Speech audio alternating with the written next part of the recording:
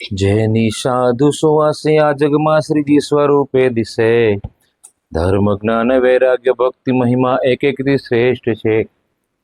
બોલે બોલે અમૂલ શબ્દ મધુર સાક્ષાત સુધા તો જરે, એવા સ્વામી હરિપ્રસાદ વિભુને સ્નેહે નમી સૌતરે. સ્વામી શ્રી હરિસંગ દીક્ષિત બની સેવા કરી પ્રીતિથી, ભક્તોમાં અતિ દિવ્ય ભાવ મહિમા દાસાનુદાસે રુચિ. જેના દર્શન ને સમાગમ થકી સૌ પામતા શ્રી હરિ, એવા પ્રેમ સ્વરૂપ દાસ ગુરુને ભક્તો ભજે ભક્તિથી. સજાનંદ સ્વામી મહારાજની જય, અક્ષર પુરુષોત્તમ મહારાજની જય, શાસ્ત્રીજી મહારાજની જય, યોગીજી મહારાજની જય, હરિપ્રસાદ સ્વામી મહારાજની જય, પ્રગટ ગુરુ હરિપ્રેમ સ્વરૂપ સ્વામી મહારાજની જય, આત્મીય સમાજની જય જય જય, દાસના દાસ થનારની જય જય જય, શિક્ષાપત્ર શતાબ્દી મહોત્સવની જય જય જય. દિવ્ય દેહ બિરાજમાન ગુરુ હરિ સ્વામી શ્રી પ્રગટ ગુરુ હરિ પ્રેમ સ્વરૂપ સ્વામી મહારાજ, વડીલ માવતરો તથા સૌ ધામના મુક્તો,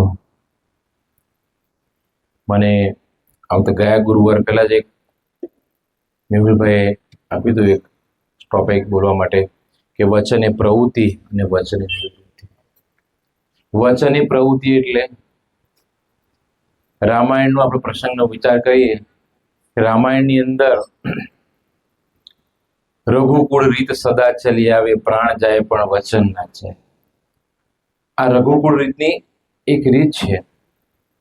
આપણે વિચાર કરીએ કે રાજા દશરથ જ્યારે શિકાર પર નીકળતા હોય ગયા હોય છે, ને રસ્તામાં રથનું પૈડાનું લોક આવે ને નીકળી ગયું, તો કૈકેયીએ પોતાના એ પતિને બચાવવા માટે કે પોતાના ગમે તેને બચાવવા રાજાએ બચાવવા માટે પોતે પોતાનો અંગૂઠો એ પેલા ખીલ્લાની જગ્યા પર નાખી દીધો અને રથને હંકારતા હતા. દશરથ રાજાએ જોયું છે કે એક પોતાની એ માટે પોતાના અંગૂઠાને એને એ કરી દીધો. ત્યારે એને કીધું કે બોલ, તારે માંગ તો માંગ, તારે શું જોઈએ છે? ત્યારે કઈ બોલે કે મારે હમણાં કશું નથી જોતું, જ્યારે માંગવાનું હશે તારું માંગી લેશે. થોડા વર્ષો પછી રામ ભગવાનને જ્યારે ગાદીએ બેસાડવામાં આવ્યા, ત્યારે કઈને પેલું વચન યાદ આવ્યું કે દશરથ રાજાને મેં કીધું મારા ભરતને ગાદીએ બેસાડ. તો પછી કઈ વચન માંગ્યું, કીધું એમ કે મહારાજ મારા વચનને હવે હું માંગુ છું. ત્યારે કીધું કે મારા ભરતને ગાદીએ બેસાડો. હવે વિચાર તો કરીએ કે આપણે રઘુકુળ રીત સદા ચલી આવે, પ્રાણ જાય પણ વચન ના જાય. હવે આ વચન એમને પડવા પણ ના દીધું, અને પોતાના જ્યારે ભરતને ગાદીએ બેસાડ શ્રી રામ ભગવાનને ખબર પડે છે કે દશરથ રાજાએ પોતાના વચનનું પાલન કર્યું છે અને મને 14 વર્ષનો વનવાસ, એક પળનો વિચાર કર્યા વગર પણ શ્રી રામ ભગવાન પોતે વનમાં નીકળી જાય છે. આ વચન એ પ્રવૃત્તિ ને વચન એ નિવૃત્તિ. સ્વામિનારાયણ ભગવાનની વખતમાં આપણે વિચાર કરીએ કે દાદા ખાચર, જીવા ખાચર, એબલ ખાચર, બધા ખાચરોએ પોતપોતાની રીતે મહારાજને રાજી કરવા માટે કંઈક ને કંઈક એમની અનુવૃત્તિ પ્રમાણે મહારાજની પોતાની દેહને હોમી દીધો. એમ દાદા ખાચરને ભગવાન એકવાર લીલા કરી સ્વામિનારાયણ ભગવાનને કે દાદા હવે આટલા વર્ષોથી દાદા સ્વામિનારાયણ ભગવાનની સેવામાં હતા. એકવાર મહારાજે લીલા કરી કે દાદાને કીધું કે દાદા આ હવેલી ભાવે તું બધું મને આપી દો. આ વિચાર કરીએ કે જો આપણા ઘરમાં કોઈ ભાડુઆત રહેવા આવ્યો હોય અને આપણને જ કેવું કહે ને કે મહારાજ આ મકાન પણ મને આપી દો, તો બેલ સુડી જાય આપણા. પણ મહારાજે વચનને અધ્ધર ઝીલી લીધું અને દાદા ખાચરે કીધું કે કઈ વાંધો નહીં મહારાજ, અને પોતે એક ક્ષણનો વિચાર નથી કર્યો અને પોતે બહાર નીકળી ગયા. આ દાદાના મહારાજનું વચનને એમણે અધ્ધર ઝીલી લીધું. થોડા દિવસ થાય છે અને પછી વિચાર કરે કે મહારાજે પણ લીલા કરતા હોય છે આ બધી, તો ને કે દાદા ક્યાં ગયા? અને મહારાજ પોતાને બોલાવે છે દાદા ખાચરને, અને પોતાનું જે હતું એના કરતો અનંત ઘણું મહારાજે એમને ત્યાં આપી દીધું. એવી જ રીતે શાસ્ત્રીજી મહારાજે એકવાર એક ભગતને મહારાજને કીધું કે સ્વામીજી આપ રસોડામાં શાકભાજી સમારવાની સેવા છે તો આપ સેવા કરો. પરંતુ પેલા મહારાજ સમજી ના શક્યા અને પોતે માળા કરવા બેસી ગયા. શાસ્ત્રીજી મહારાજ કેવા રાજા ધીરાજ પુરુષ ત્યાંથી નીકળતા હોય છે, ત્યાં જોવે છે પેલા ભગત માળા ફેરવતા હોય છે ત્યારે કહે છે કે આપણે લાકડા ફેરવવા નથી આવ્યા. શાસ્ત્રીજી મહારાજ કીધું કે આપણે લાકડા ફેરવવા નથી, શાક સબાજી સમારોહ બેસી જાય. એ જ વર્ષામાં એક ભગત પોતે શાસ્ત્રીજી મહારાજ આપે છે કે મહારાજ આપણે તો પેલા પથ્થરને વાળવાના છે, પથ્થર વાળવાના વિચાર. મંદિર બનતું હતું ત્યારે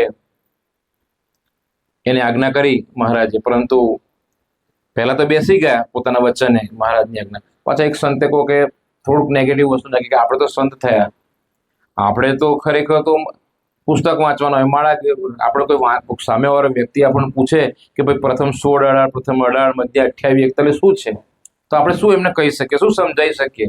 એટલે પેલા ભગત પાછા ઉઠ્યા તો વચનામૃત લઈને બેસી ગયા.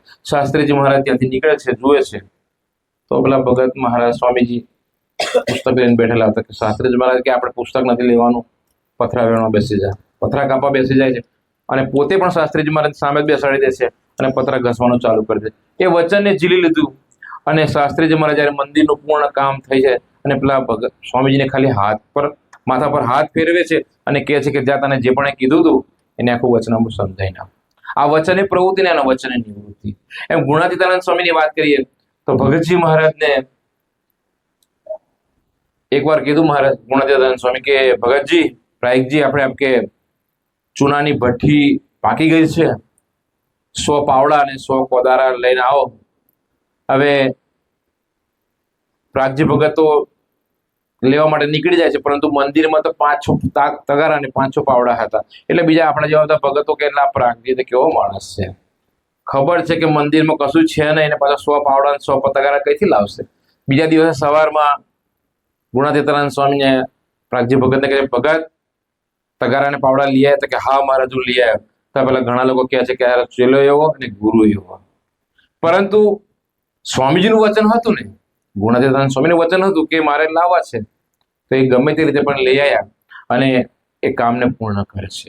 એમ વચને ખરેખર આપણે કોઈ પણ આવે ત્યારે વચને ઝીલી લેવું છે. ગુણાતીતાનંદ સ્વામીએ ભગતજીને પ્રાર્થના કરી, આજ્ઞા જ કરી દીધી કે જાઓ ગિરનારને તેડી લાવો. ગિરનાર કેટલા વખત એવો ને એવા બેસી રહ્યા છે, આપણે એમને કલ્યાણ કરવું છે. ભગતજી મહારાજ વિચાર કરો કે આ આજ્ઞા કરી એટલે ઘણા લોકો કહે છે કે ગિરનાર લવાતો હોય. હવે કારણ કે ગિરનાર તો ત્યાંથી ક્યાં આવવાનું, પણ ભગતજી એમ કે છે કે આજ્ઞા મહારાજે કીધી છે ને, ભલે આવે કે ના આવે, પણ મારે એમનું વચનને ઝીલી અને ગિરનારને હાથ મૂકીને એકવાર આવતા રહેવાનું કે તમને ગુણાતીતાનંદ સ્વામી બોલાવે છે. આ વચનને ખરેખર આપણે દરજી લેવું. એમ શાસ્ત્રીજીઓને વખત કરી, ગુણાતીતાનંદ સ્વામીએ કરી. યોગી બાપાએ પણ આપણા સ્વામીજીને ઘણી વાર કીધું કે જાઓ જલજીણની 11નો આપણો પ્રોગ્રામ કરવો છે, મહોત્સવ કરવો છે, અને આજ હવે એક દિવસનો હતો, વચ્ચે દિવસ બાકી હતો, પરંતુ બાપાએ જ્યારે આજ્ઞા કરી તો સ્વામીજીએ પોતે એકલા હાથે, કોઈ આવે કે ના આવે પણ એકલા હાથે ઝેલા નદીના કાંઠે બધું સાફ કરીને એ જલજીણનો 11નો પ્રોગ્રામ થઈ શકે એ માટે બધું સાફ કર્યું. એમ ખરેખર આ યોગીજી મહારાજના વચને સ્વામીજી જીવી ગયા. એવી રીતે સ્વામીજીના વચને પ્રેમ સ્વામીની વાત કરીએ આપણે કે સુરતમાં મહોત્સવ હતો ને બરાબરનો વરસાદ પડ્યો. આ વરસાદ એટલો બધો પડેલો કે જ્યાં મહોત્સવ કરવાનો હતો ત્યાં જ એટલું બધું પાણી ભરાઈ ગયું હતું. હવે મહોત્સવ થાય એવી પરિસ્થિતિ જ નથી. સ્વામીજીને જાણ કરી કે સ્વામીજી આપણે સુરતમાં જે મહોત્સવ કરવાના, પણ ત્યાં તો પાણી ભરાઈ ગયું છે. ત્યારે સ્વામીજીએ પ્રેમ સ્વામીને એક જ વસ્તુ કીધું કે આપણે મહોત્સવ એ જ જગ્યા ઉપર કરવો છે. તો એ વચનને સ્વામીજીએ ઝીલી લીધું પ્રેમ સ્વામીએ, અને ભલે ગમે તે કરીને પાણીને કાઢીને, ગમે તે માટી નાખીને, ગમે તે કરીને પણ ત્યાં મહોત્સવ થાય એવી જગ્યાને એમણે સાફ કરી નાખી. એમ ખરેખર આપણા મન બુદ્ધિને જ્યારે બંધ કરી દઈએ ને ત્યારે વચનને ઝીલી શકાય છે. મન બુદ્ધિને લોક કરવા પડે છે. એમ પ્રેમ સ્વામીએ પણ સ્વામીજીની આવી આજ્ઞાઓને ખરેખર ઝીલી લીધી. તો આપણે પણ પ્રેમ સ્વામી આપણને આજ્ઞા કરી છે, ભક્તિ નિધિની છે કે ભાઈ ઘીના ડબ્બાની સેવા છે. આ વચન આપણા માટે કઠોર જ છે, બધાને ખબર છે કે કોઈના ઘરે લેવા જવાનું, કારણ કે આપણે માંગ્યું નથી, કોઈની પાસે માંગ્યું નથી, પણ મહારાજ આપણે આજ્ઞા કરી છે તમારા દેહ ભાવને એકદમ કચ્છર ઘણ કરી નાખવા છે. કોઈને કદાચ આપણે મારે કદાચ કાકાને નમવું હોય તો હું નમી શકું, પણ મારા નિર્લેપને નમવાનું થાય ને તો ભૂકા નીકળી જાય. સારું, મારા છોકરાને નમવાનું મારે. એમ યોગી બાપાને ઘણા લોકો કહેતા હતા કે જેને આવે બાપા જય સ્વામિનારાયણ કરે, જય સ્વામિનારાયણ. એક દિવસે કોઈ ભગતે કૂતરાને તિલક કરીને બાપાની સામે મૂકી દીધું. તો બાપા કૂતરાને તિલક કરવા માટે, તો વિચાર કરો કે કેવું જીવન જીવે છે. એમ આપણે સ્વામીજીની ખરેખર અનુભૂતિ શું છે અત્યારે કે ભાઈ ભક્તિ નિધિની સેવા, ઘીના ડબ્બાની સેવા, કોઈ પણ આજ્ઞા, સ્વામી આજ્ઞા એટલે વચન, એટલે આપણે વચન પ્રવૃત્તિની વચન નિવૃત્તિ, જે આજ્ઞા કરે છે એ આજ્ઞાને સદ આપણે ઝીલી લઈએ અને એ આજ્ઞાએ સરદાર પાડીને આપણે જીવન જીવી શકીએ એવી સ્વામીજીના ચરણમાં પ્રાર્થના કરી છે. હમણાં ગયા રવિવારે આપણે કોઠારી બાપાનો પ્રાગટ્ય દિવસ પણ ગયો. કોઠારી બાપા કેવું જીવન જીવે છે. આપણે એક દિવસ હું મેહુલભાઈ ને બધા કદાચ અમે એક દિવસ ગયા હતા, વ્હાઈટ ચાદર પાથરી હતી અને અમને બેસા કે બેસું બધા, આપણું વાસના મંડળ લગભગ હતું. ત્યારે ધીરે રહીને યોગી બાપા કોઠારી બાપા એક શબ્દ આપણે બોલ્યા હતા, ખબર છે કે ભગત જોતો પેલો ડાઘો પડ્યો છે. હવે ખરેખર વ્હાઈટ ચાદરની અંદર ડાઘો તો હતો જ નહીં, પરંતુ આપણા આત્માની ઉપર જયારે ડાઘો ના પડે એ કોઠારી બાપાએ કેવું આપણને શીખવાડે છે. કોઠારી બાપાનો બીજો પ્રસંગ મને આદર્શ ગણું છું કે પેલા રસોડાનો પ્રસંગ. એક દિવસ એક ભગત આવે છે કે બાપા આપણે મંદિરમાં ભગતો આવે છે, એમને ચા પીવડાવે છે. ત્યારે કોઠારી બાપા નમ્રતાથી પ્રાર્થના કરે છે કે પ્રભુ હજુ ગૌશાળાથી દૂધ નથી આવ્યું, દૂધ આવે એટલે આપણે એમને ચા બનાવીને આપીએ. હવે એ અરસામાં પેલા ભગતનો પિત્તો ગયો અને કોઠારી બાપાને એટલું બધા ખખડાઈ નાખે, તમે મંદિરના કોઠારી છો, એમ છો ને તેમ છો, ખબર નથી પડતી, એટલું ધ્યાન નથી રખાતું તમારી. હવે આવું પ્રસંગ બન્યો એટલે એક ભગત ત્યાં સાંભળતા હતા. એ ભગત સાંભળતા હતા એટલે કોઠારી બાપા એ પ્રસંગનો ત્યાં જ મૂકી દીધો અને બીજા દિવસે ડેરીએ દર્શન કરવા જતા હતા. એટલે દર્શન કરવા જાય છે ત્યારે પેલા ભગત આવીને કહે છે કે કોઠારી બાપા તમે તો આટલા મંદિરના કોઠારી છો અને પેલા ભગત તમને આટલું બધું કહી ગયા, તમે કઈ સમજ. ત્યારે કોઠારી બાપાએ એક જ શબ્દ કીધો કે પહેલા હું ત્યાં જે પ્રસંગ બન્યો તો રસોડામાં, હું રસોડામાં મૂકીને આવ્યો અને તું એથી અહીં લઈને આવ્યો. એમ આ આદર્શને હું એટલા માટે આદર્શ ગણું છે કે ગમે ત્યારે આપણા જીવનમાં વાસના મંડળમાં કદાચ શું ગમે ત્યારે પ્રસંગ બની જાય, પણ એ પ્રસંગને આપણે પોતાનો નહીં, એને ત્યાગ કરવો છે, ત્યારે ત્યાં જ મૂકી દેવાનો.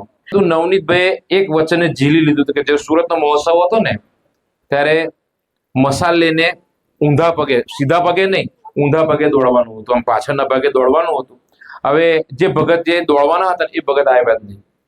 અત્યારે મેં નવનીતભાઈને ચોઈસ કર્યા હતા કે ભગત આપણે 1 કિલોમીટર કે 1.5 કિલોમીટર સુધી દોડવાનું છે ઊંધા પગે, પરંતુ એ વચનને આપણે નવનીતભાઈએ ઝીલી લીધું અને 1 થી 1.5 કિલોમીટર પોતે દોડ્યા હતા. પોતાનું વિચાર કરો કે તમે ખાલી દોડી તો જોજો સાહેબ, એક દિવસ 1.5 કિલોમીટર પાછલા પગે. ઘણા લોકો કસરત કરતા હોય તો ખબર હશે કે આગળ દોડી શકો, પાછળ નહીં દોડાય. પણ નવનીતભાઈ કદાચ 1.5 કિલોમીટર દોડ્યા હતા. નવનીતભાઈને આજ્ઞા કરી હતી સ્વામીજીએ કે આપણે આ પાદરા તાલુકાના બધા જ ગામોની અંદર આપણે સભા કરવી છે. હવે કરારી ગામમાં આપણા ભરતભાઈનું ગામ છે, આપણે જોઈએ હવે અત્યારે જઈ શકીએ છીએ, પણ તે ટાઈમ પર તો સાયકલ લઈને નદી ક્રોસ કરીને જવાનું.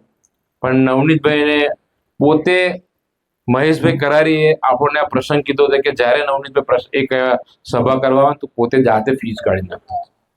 તો પણ વચન એ પ્રવૃત્તિ કે સ્વામીજી આપણે આજ્ઞા કરી છે કે આપણે આ એરિયામાં સભા કરવી જ છે અને તો અત્યારે એ જ કરારી ગામ આખું સત્સંગી છે. એમ સ્વામીજીના ચરણમાં આપણે પ્રાર્થના કરવી છે કે સ્વામીજી આપના દ્વારા જે પણ વચન આવે અમે એને સરદાર પાડી શકીએ અને તમારા વચને જીવી શકીએ અમે, એવી આપના ચરણોમાં કાકલુદીપુરી પ્રાર્થના કરી છે. એ જ પ્રાર્થના સહજાનંદ સ્વામી.